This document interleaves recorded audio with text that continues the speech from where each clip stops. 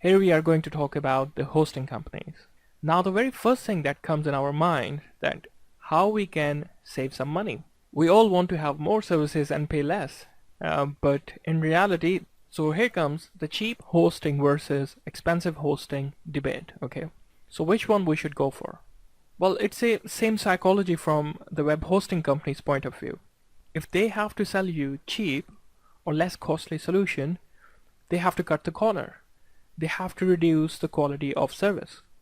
Yes, the marketing material will give you big promises, but in reality, they will host your website on a shared, less secure, less resource accessibility CPU or low CPU, these sort of service, and that's how they can give you $1 or $2 hosting. Most often, they use such tactics as a bait. So once you will host your website and had any issue, they will ask you to pay $199 or $499 costly solution to fix it. Trust me, that's a weird world we are living in. And I have seen this happening to people. So what is a shared hosting? In simple words, whatever we do, it affects our neighbors. So if we are running resource-hungry scripting or plugins on our website, it will slow down other websites because all websites are on the same server. Well, actually, not all, but there must be many websites on the same server. So if our website is hacked, most likely other people are at risk too because they are sharing the same server. So similarly, if someone else's website got compromised, then we are at risk. That's the nature of shared hosting. And if we are hosting on such a cheap servers or less costly servers, then good luck. Wait for the time when the problem occurs, and then you will see the response of those companies. We'll have a look into a couple of examples where people have shared their experiences online. So what are the options? First, conduct your due diligence. Check the web hosting plans carefully. Ask them direct question. What's your security features? What's your backup strategies? What support they provide if website is in compromising state? And how often do you scan the websites for the malwares? And do you share that data with your customers? And how about the firewall? And what about the softwares that are running the websites, for example, the PHP and MySQL? Are they up to date, etc., etc.?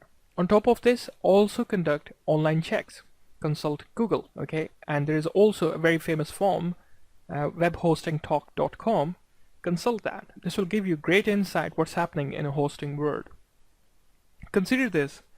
If we are securing our website and taking all possible measures to protect our online business, but the hosting server is not secure, we are just wasting our time, resource, and money. It's not helping us in any way. You will be amazed to see quite a lot of web hosting companies have a track record of hacked websites. Hosting companies like GoDaddy and Bluehost in particular. Let's check few examples and you will have an idea. Here we have 50,000 sites hacked through the WordPress plugin vulnerability. The link is in front of you, but the point I want to make is we scroll down this paragraph. Okay. On most shared hosting companies like GoDaddy and Bluehost, etc., one account cannot access files from another account. So the cross-contamination would be restricted to sites within the same account. Said that. However, in other cases, if the server is not properly configured, okay, now that's the point. If the server is not properly configured, which is not uncommon, then the infection can spread to all the websites and accounts on the same server. Okay, can you see how dangerous it is? You must select good hosting service. It doesn't mean that all the shared services are bad services. When we really go for cheaper solutions, that's what we face.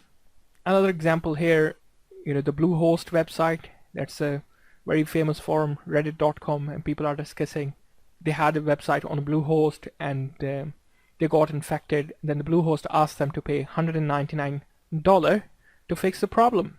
Okay, so this is called digital ransom, So another example here we have malware spreading drive by attack relies on hacked GoDaddy accounts. So the GoDaddy accounts were compromised and they were using it to hack further websites.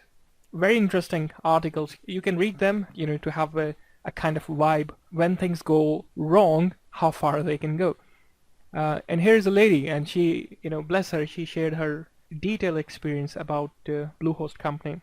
I was really amazed the kind of service they've provided and all the evidence she has put together. Basically, she has recorded what was the problem, and then she explained the response she got from the Bluehost, and then they were actually asking her to pay for the SiteDoctor plugin, the software to remove the malware, and they were asking about $250 for this, and she was continuously in this trauma, trying to resolve it to the best of her ability without paying it, and having some decent response in terms of what exactly went wrong. And here she has actually given a transcript of the call she has made to the Bluehost. And it's surprising that the companies can treat their customers the way they have treated her. And eventually she ended up moving her entire website's portfolio to a new service. The point I was mentioning previously about they will sell you cheap, but then they have further traps where they will get you to pay more. Okay, so mindful of these companies, conduct your due diligence, check the online forums, search on Google, and do not follow the fake review site. There are plenty of them, people pay them, and they write a good reviews. So the forum like webhostingtalk.com, that's a good one. And I have a couple of recommendations. The one I'm using I will share in the next video.